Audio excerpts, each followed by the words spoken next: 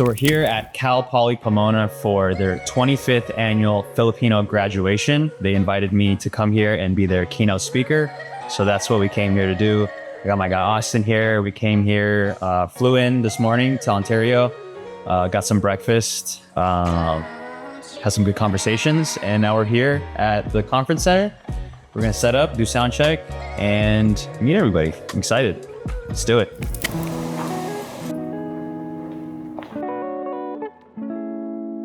So Zoe, who is the president of I think they call it Barkada, which is their Filipino club here at Cal Poly. She reached out earlier this year and asked if I could be a keynote speaker at her graduation. I, of course, said yes. She experienced the death of her grandfather last year, and so she flew to the Philippines and was there for her grandma and was taking care of her. And she was just really inspired by the story that my grandma and I put out. And so that's why we connected, and she invited me to be out here.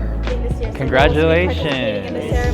Yeah, cool. So I made these pins. Hopefully nobody else sees because these are like my last ones. But I made these pins. Yeah. You're welcome. It's lucky we only have 3 more graduates. Yeah. So that's for you guys.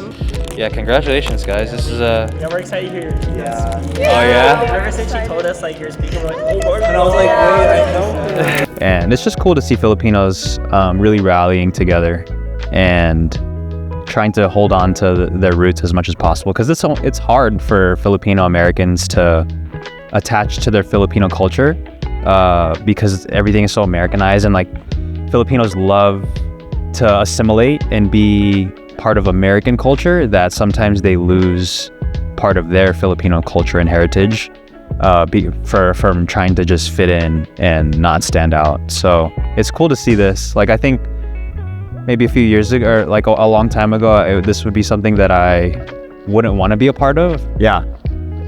Maybe because there's some shame in that. But I think now I'm so like, yeah, we should be proud of being Filipino and trying to hold on to the roots. I guess as a younger Filipino, like, you don't really think about all of these things until you get older and you start to see just the shift happening in the culture. Yeah. This is definitely not something I was thinking about when I was younger. So I think we should celebrate stuff like this, like Filipinos trying to hold on. Dude, that was a huge realization. That hit me hard when I started to understand that my parents don't have it all figured out. They have a lot of stuff figured out for sure, but I just, as a young person, seeing them, they were like superheroes to me. So then, like, when you start to see that, oh, they do have flaws, there are things in this world that they don't know, this is a big shock to me. Well, I mean, that's why the Bible tells us not to idolize things or people, right? Because nobody has it figured out. Even the people, like, I've been reading a lot of the Old Testament, just trying to, I was gonna say muscle through it, but like there's a lot of things in there that's like really hard for me to read sometimes. But everybody is flawed. We're all human, right? Like, so I think that's a huge like highlighting thing in the Bible in general, is like these are stories of humans also. Like, and then sometimes when I feel myself judging somebody of like they did what?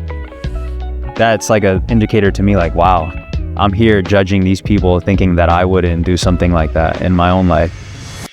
What do you do when your life doesn't go the way that you planned, but turns out better than you ever imagined? Some of you know me from the videos that I made with my grandmother, but before that time, I thought my life was going to look very different. I thought I was gonna be a successful musician, touring the world, making big songs, and making a lot of money, but God had other plans. During my last semester of college in 2017, my grandma woke up one day and could no longer get out of bed. My family had to make a decision. We had to take her to a care facility or hire a full-time caregiver. Without hesitation, I said, I'll do it.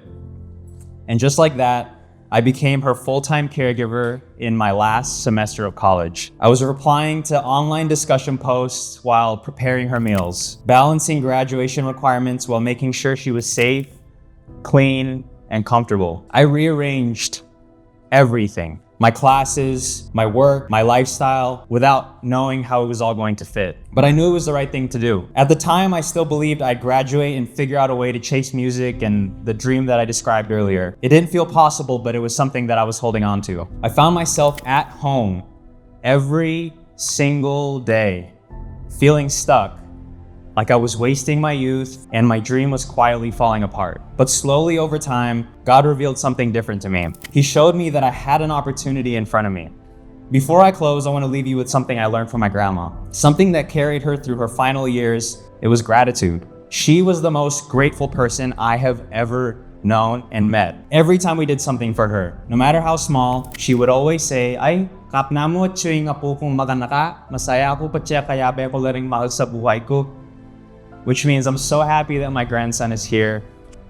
I'm so happy when I'm with my loved ones. She was grateful for time, for family, for breath, and for the Lord giving her one more day just to spend with her family. She recognized her flaws and that things weren't perfect, but gratitude kept her spirit alive. And I think that's something we all need to hold on to. Sometimes we're so focused on what's next, asking for more, trying to level up, trying to make more money, that we forget to say thank you for what's already here. We haven't even thanked God for today's blessings, and we're already asking Him for tomorrow's miracles. Draw near to God, and He will draw near to you. Move toward Him, and clarity will meet you along the way. So today, after this ceremony, please do one thing that serves someone else.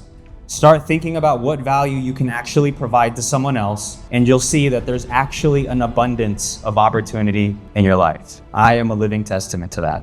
You all are not just graduates, your legacy in motion. Thank you for your time. God bless all of you. We just wrapped up the graduation, 25th Annual Filipino Graduation here at Cal Poly Pomona. It was great. I think I delivered the best speech that I could, and hopefully it planted seeds in people that God can grow later.